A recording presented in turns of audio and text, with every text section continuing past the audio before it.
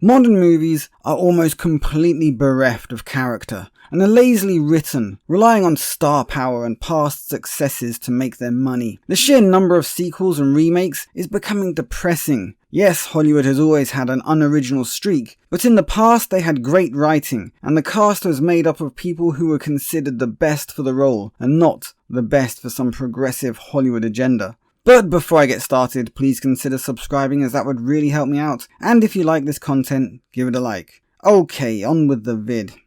Once in a while, I come across a movie that catches me by surprise, and Slumberland is one of those movies. It isn't that it is especially original thematically, since it deals with concepts that are part of our everyday life, and for better or worse, we are all subject to the human experiences of belonging, family, love, loss, heartbreak, adventure, and having our lives turned upside down in a moment. Slumberland has an interesting take, and it is done in a way that is both heartfelt and fun. It reminds me of the movies I used to watch as a kid, where there used to be more of an emphasis on the emotional pull of the story, rather than simply relying on special effects and star power to keep us interested. Talking about star power, this movie does have its share in the form of Jason Momoa. Now, if you're a Game of Thrones fan, then Jason Momoa is no doubt a familiar face, but outside of the Justice League, he is basically nobody, just a well-known name. He has been in very few movies of note, which made his acting prowess something of a mystery, because while I think he did okay as Aquaman, that just isn't enough to gauge whether he can act his way out of a paper bag, or is going to have to wait until it rains to give him a fighting chance. But he is actually very good. Okay, he doesn't really get to test his emotional range in this movie, since his main function is to be a clown and to lighten the load of what is an emotionally driven story that deals with a child losing her parent one dark and stormy night, and her journey into acceptance and moving on with her life. This movie sounded original when I first heard of it, but as ever, it is from a previously existing property that has popped up every now and then since its inception over 100 years ago. The original material is a comic strip called Little Nemo, created by Winsor McCay, who was a prolific artist and pioneer of animation, predating Walt Disney by 20 years or more. And if you are interested in his work, you can find a few of his animations on YouTube, including an animation of Little Nemo, who I am sure you guessed is a boy, not a girl, as in this movie. The original comic documents his adventures through Slumberland, where he is ordered by the King of Slumberland to be a playmate for his daughter. And in his adventures he is joined by a strange green-faced cigar-smoking clown named Flip. And how shall we say, extremely non-PC pygmy type character that reminds me of the original intention behind Roald Dahl's Oompa Loompas. This sort of thing was all the rage back then, but these days it'll get you posthumously deplatformed, cancelled and hated, regardless of whether it was okay at the time it was done.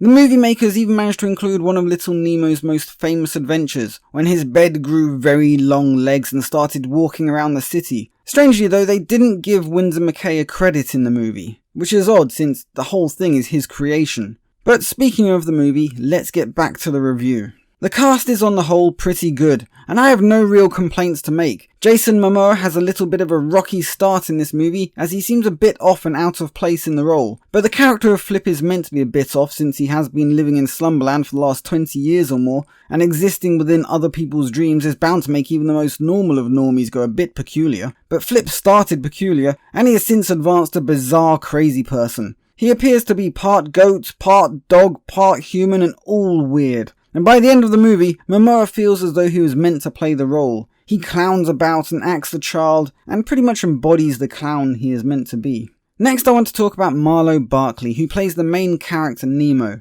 which is a very strange name for a girl, or anyone for that matter, but her dad is a lighthouse keeper and I guess he liked a bit of Jules Verne. She is lucky she was homeschooled, because kids can be cruel, and being named after the fictional captain of a submarine written by a French guy is just asking to be bullied. Mind you, kids don't strike me as being very well read these days, so perhaps they would just call her a clownfish, since that media is more within the modern wheelhouse. They would probably be out of their depth with 20,000 leagues under the sea. Anyway, Marlow, that is a weird first name. To me, Marlow is a town that I used to live in, not someone's first name, but I digress. Again. Marlow is very good in the lead role. I found her entirely believable. She did a great job of embodying the role of a little girl who has just lost her dad, but is fighting for the chance to see him again.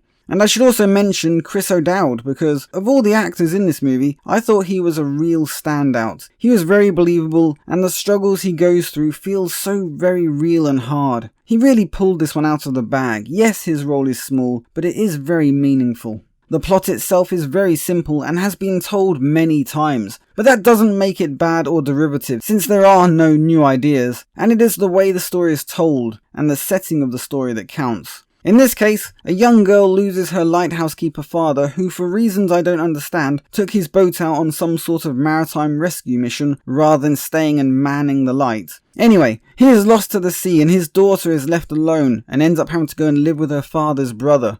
Her father used to tell her bedtime stories that were exaggerated stories of his life, and sometimes they would involve a friend named Flip. She meets Flip in a dream not long after her father's loss. He is looking for a map of a place named Slumberland, which is a name for the dream world. The map shows you the doors between people's dreams, and he needs it because he is trying to find wish pearls that he and Nemo's dad once saw long ago. Nemo decides to join him on this mission because she wants to use a wish to see her dad again. Although, you have to be careful because if you die in someone else's dream, you will never wake up.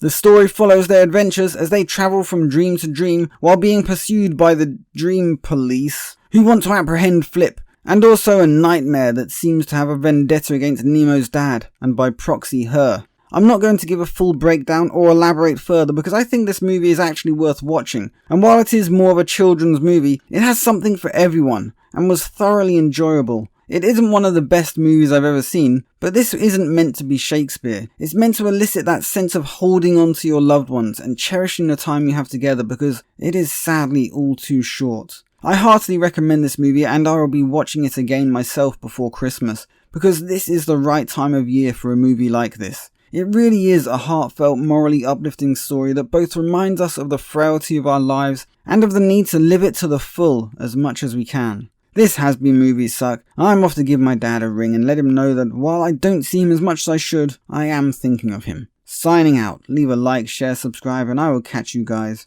on the flip side.